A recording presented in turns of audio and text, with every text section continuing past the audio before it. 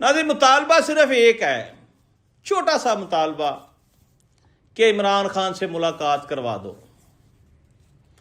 हालांकि ये उनका जायज़ और बुनियादी हक है, बहनों का अपने भाई से मिलना, कारकुनान का अपने लीडर से मिलना, वुकला का अपने क्लाइंट से मिलना, ये सारी बातें असूली मौक़िफ़ पर मबनी हैं।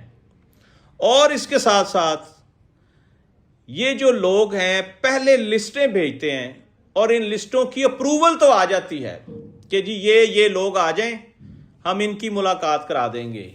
क्या वजह है जब ये सब लोग अडयाला के बाहर जमा होते हैं और हुकूमत इनको दहशतगर्द समझकर इनके ऊपर हमला कर देती है, इन पे तशद्दुद करती है, इन पे वाटर कैनन से हमला किया जाता है, इन पे लाठियां बरसाई जाती हैं।